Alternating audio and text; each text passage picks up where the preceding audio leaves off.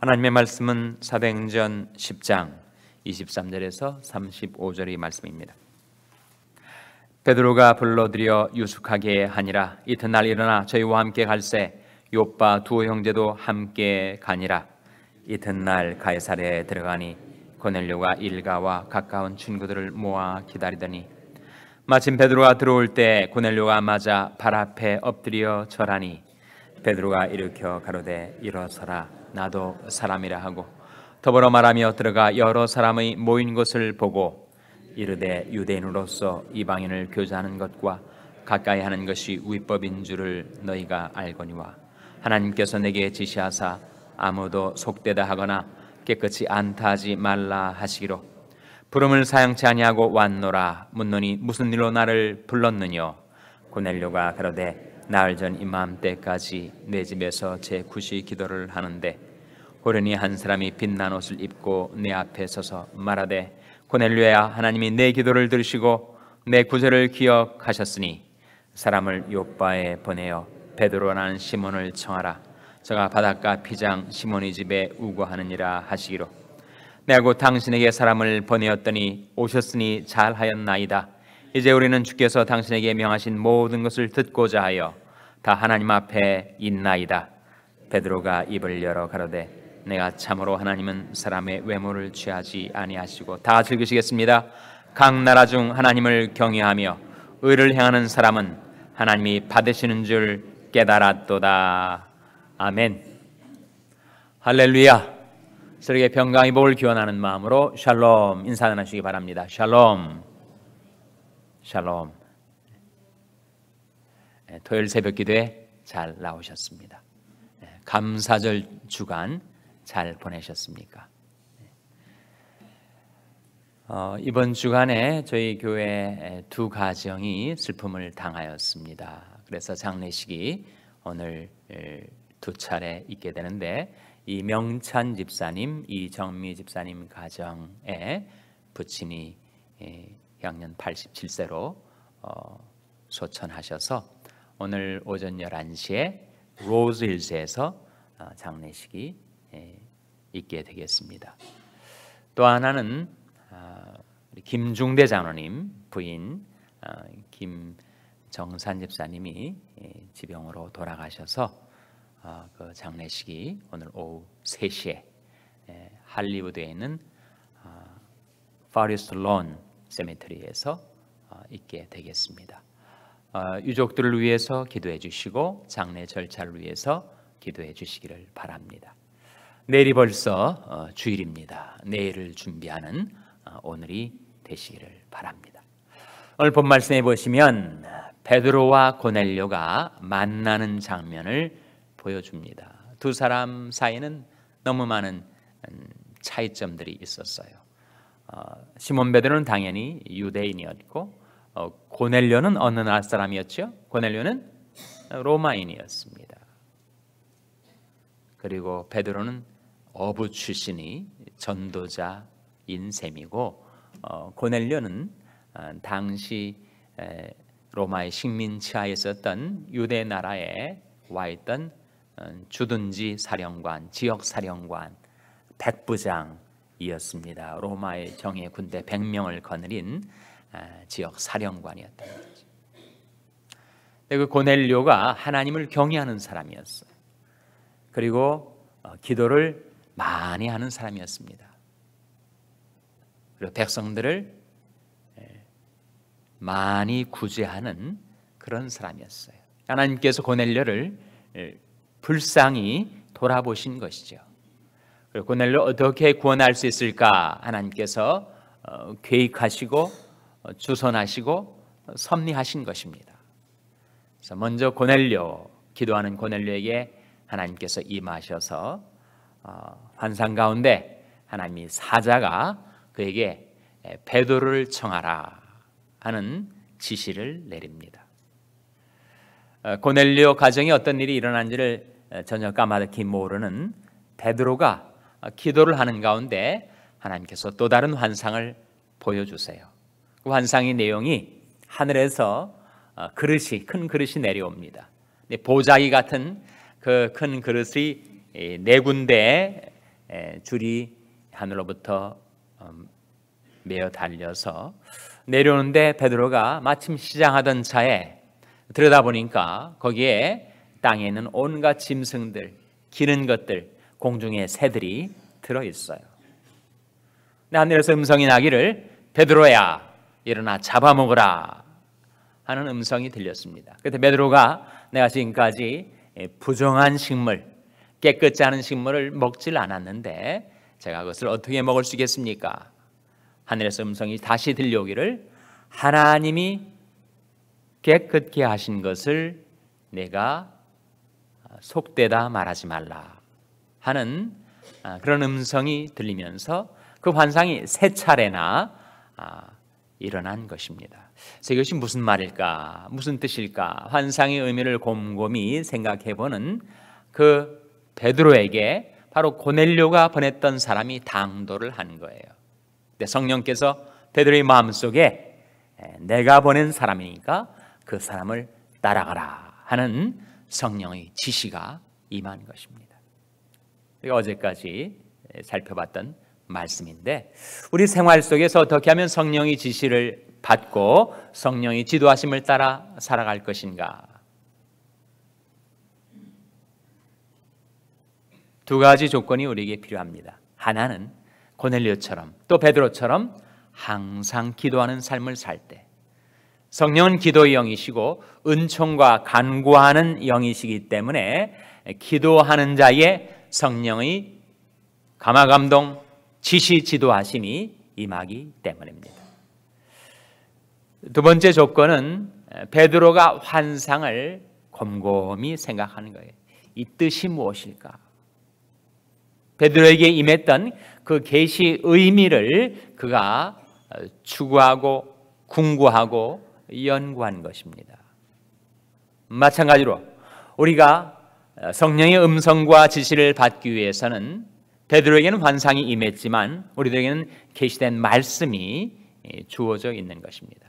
그 말씀을 추구하고 그 말씀을 궁구하고 그 말씀을 연구할 때 성령의 세미한 음성을 들을 수가 있어요. 현대 최대의 과학자, 최고의 과학자를 아인슈타인이라고 합니다. 근대에 있어서 최고의 과학자는 아이작 뉴턴이었습니다. 뉴턴이 그런 말을 했어요. 난 천재가 아닙니다. 저는 다만 제 서브젝트, 제가 연구하는 주제를 항상 내 앞에 놓고 생각하기 때문입니다. 그런 말을 했어요. 우리가 성령의 음성을 들으려면 우리는 하나님의 말씀을 내 앞에 놓고 그 말씀을 늘 생각하며 살아갈 때, 내가 내 음성을 들으며 나는 저희를 알며 저희는 나를 따르느니라 말씀하신 주의 음성이 그 말씀을 통하여 우리에게 들려질 줄로 믿습니다. 내가 너희 갈 길을 가르쳐 보이고 너를 주목하여 훈계하리로다. 그래서 전혀 서로 알지 못한 생판, 너무나도 많은 차이점을 지닌 그 두 사람 베드로와 고넬료가 각각 성령의 지시와 인도하심을 따라서 만나게 되는 거예요. 그때 베드로가 고넬료 집에 당도해 보니까 고넬료가 일가 친척 자기 가족들 다 불러 모은 겁니다. 그때 그 광경을 보고 베드로가 깨달은 마음으로 이렇게 얘기합니다. 내가 이거 깨달았다. 35절이죠. 같이 읽겠습니다. 35절 말씀 같이 읽겠습니다. 시작. 각 나라 중 하나님을 경외하며 의를 행하는 사람은 하나님이 받으시는 줄 깨달았도다. 베드로가 한 말이에요. 34절에 베드로가 입을 열어 가로되 내가 참으로 하나님은 사람이 외모를 취하지 아니하시고 그 사람이 유대인인지 로마인인지 구별 안 하십니다. 그 사람이 어부인지 아니면 백부장인지 구별하지 않으세요. 그 사람이 히브리 말을 쓰는지 로마 라틴어를 쓰는지 구별을 하지 않으십니다. 그래서 하나님께서는 사람이 외모를 취하지 않으십니다. 그 사람이 부자인지 가난한 사람인지, 그 사람이 미국인인지 한국인인지, 그 사람이 남자인지 여자인지 외모로 사람을 취하지 아니하시고 35절에 각 나라 중 하나님을 경외하며 의를 행하는 사람은 하나님이 받으시는 줄 깨달았도다. 그래서 하나님께서 고넬료를 찾아가신 겁니다. 이 받으신다란 말이 곧바로 구원을 의미하진 않죠. 어떻게 알 수 있습니까? 하나님이 받으신다라는 말이 때는 구원을 의미하지 않습니다. 왜 그런가 하니 베드로가 그렇게 하나님을 경외하고 의를 행하였지만 여전히 그에게는 무엇이 필요한 상태였습니까? 구원의 복음이. 그래서 베드로를 보낸 것 아니었어요? 그래서 베드로가 와서 하나님의 말씀을 전할 때 그에게 성령이 임하여 구원을 받고 세례를 받은 것이었습니다.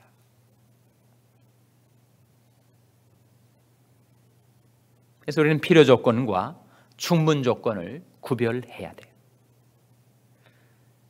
필요 조건은 우리가 하나님을 경외하고 의를 행하기에 힘쓰며 애쓰며 하나님을 향하여 찾아 나오는 것, 필요 조건입니다. 그걸로 구원받는가? 그렇지 못해요. 우리가 구원을 받기 위한 충분 조건은 무엇인가? 우리에게 구원의 복음, 구원의 말씀이 들려져야 합니다. 바로 33절 말씀이죠. 33절 한번 같이 읽겠습니다. 33절에 고넬료가 베드로에게 하는 말입니다. 33절 같이 읽겠습니다. 시작. 내가 곧 당신에게 사람을 보내었더니 오셨으니 잘하였나이다. 이제 우리는 주께서 당신에게 명하신 모든 것을 듣고자 하여 다 하나님 앞에 있나이다. 이 고넬료가 한 이 말이 매우 중요한 말입니다. 이제 우리는 주께서 당신에게 명하신 모든 것을 어떻게 하고자 하여 그랬습니까? 듣고자 하여 다 하나님 앞에 있나이다. 하나님의 말씀이 임할 때 그때 구원의 필요, 충분 조건이 충족이 되는 것입니다. 하나님께서 저와 여러분을 긍휼히 여기셔서 주님을 향한 우리 마음을 불쌍히 여기시고 이제 하나님의 말씀을 베푸셔서 그 말씀으로 우리와 우리 자녀들이 처한 모든 시험과 환난과 죄악으로부터 우리를 구원하여 주시기를 주님의 이름으로 축원합니다. 그러니까 두 가지. 하나는 그릇을 준비하는 것. 또 다른 하나는 그 그릇 속에 구원의 복음 하나님의 말씀이 담기는 것. 그때 구원의 필요 충분 조건이 충족이 된다는 거예요. 예수님께서 뭐라고 말씀하셨습니까? 살리는 것은 영이니 육은 무익하니라. 내가 너에게 이른 말이 영이요 생명이라 그러셨어요. 주님께서 우리에게 이르신 말씀이 바로 영이고 생명이고 그 말씀이 우리를 살려낸다는 겁니다. 그래서 우리 자녀들에게 우리가 해야 될 가장 귀중한 일 중에 하나는 어떻게 해서든지 하나님의 말씀을 아이들에게 전달해 주는 것. 제가 전에도 말씀드렸듯이 저는 지금도 그렇게 합니다. 제가 하루 동안 생활하면서 아침 새벽 예배 시간에든 하루 생활하면서 제 마음속에 가장 귀중한 깨달음을 주었던 말씀, 저를 변화시켰던 말씀, 그 말씀이 다가오면 꼭 그것을 카피 페이스트 해가지고 텍스트 메시지로 자녀들에게 보내줘요. 어떤 때는 반응이 옵니다.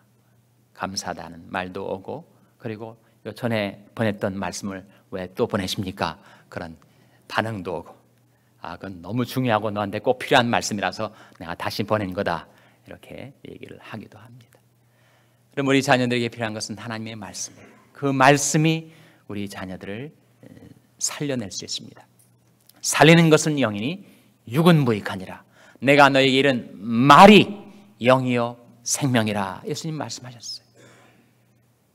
예수님 말씀이 한때는 너무 어려워가지고 제자들이 뿔뿔이 흩어졌습니다. 너희도 가렸느냐? 주님께서 물으셨을 때 시몬 베드로가 주여 영생의 말씀이 계심에 우리가 누게로 가리이까?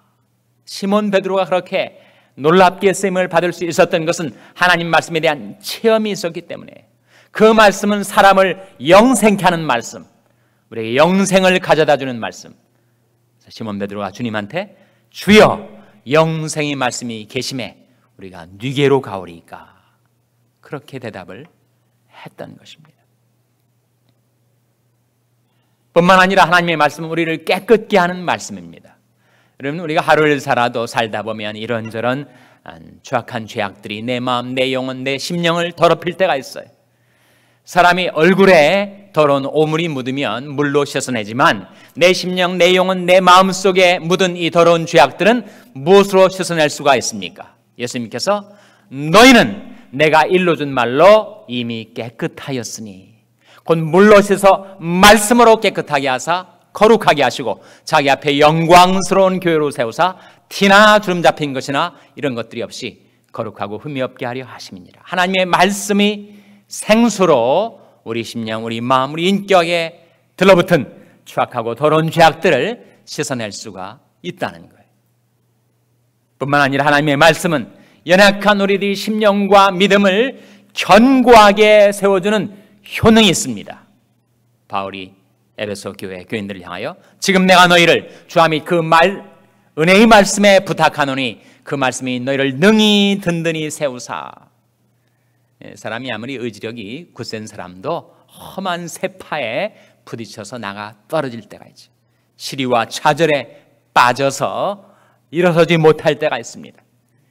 하나님의 말씀은 놀라운 능력이 있어서 그 말씀을 받은 자 마음속에 그 심령을 간강케 하고 그 믿음을 굳건하게 세워주는 효능이 있다는 거예요.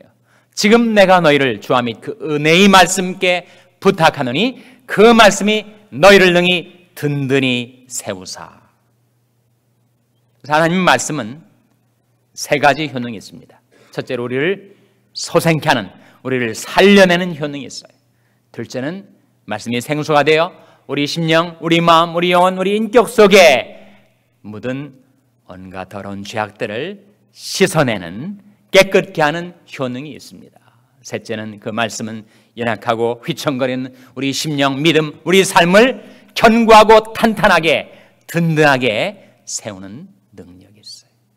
고넬료와 그 온 가정이 구원받고 하나님의 축복을 받을 수 있었던 것은 그들이 하나님 앞에 모여와서 우리는 하나님께서 당신에게 명하신 그 모든 말씀을 들으려고 하나님 앞에 있나이다. 그렇게 하나님 말씀을 받았을 때 성령이 임하여 그 가정을 구원했던 것입니다. 우리 삶 속에, 우리 자녀들이 삶 속에, 우리 교회 가운데 하나님께서 구원의 말씀, 생명의 말씀, 진리의 말씀 풍성하게 베풀어 주셔서 그 말씀으로 우리를 살려주시고 그 말씀으로 우리를 깨끗게 해주시고 그 말씀으로 우리를 든든히 세워주시기를 주님의 이름으로 축원합니다. 기도하시겠습니다. 오늘 말씀을 기억하며 하나님, 저희들이 고넬료처럼 하나님의 말씀을 듣고 받아 구원받게 하여 주시옵소서. 기도하시기 바랍니다. 우리 자녀들을 위해서 기도할 때 하나님, 여러 가지 시험, 여러 가지 유혹, 여러 가지 좌절 가운데 살아가는 우리 자녀들에게 하나님의 말씀을 보내셔서 그 말씀으로 저희 자녀들을 살려주시고 고쳐주시고 깨끗게 해주시고 든든하게 세워주시옵소서 위하여 기도하시기 바랍니다. 병사 있는 연약한 지체들을 위해서 기도하실 때 주의 말씀을 보내어 저희를 고치사 위경에서 건져 주시옵소서 위하여 기도해 주시기 바랍니다. 우리 샬롬교회를 위해서 기도할 때 하나님, 하나님의 말씀이 저희 교회 속에 풍성히 역사하게 하여 주시옵소서. 하나님의 말씀의 생수를 온 세상에 전파하고 전달하는 교회가 되게 해 주시옵소서 위하여 기도해 주시기 바랍니다. 여러분의 생업을 위해서 기도하시고 저희 장애인 선교센터의 김홍덕 목사님을 위해서 기도해 주시기 바랍니다. 슬픔을 당한 두 가정을 위하여, 오늘 장례 절차를 위하여 기도해 주시기 바랍니다. 하나님, 저희들에게 풍성한 하나님의 말씀 베푸셔서 그 말씀 의지하여 사명 감당하며 살게 하여 주시옵소서. 이런 제목들로 우리 합심해서 기도하겠습니다.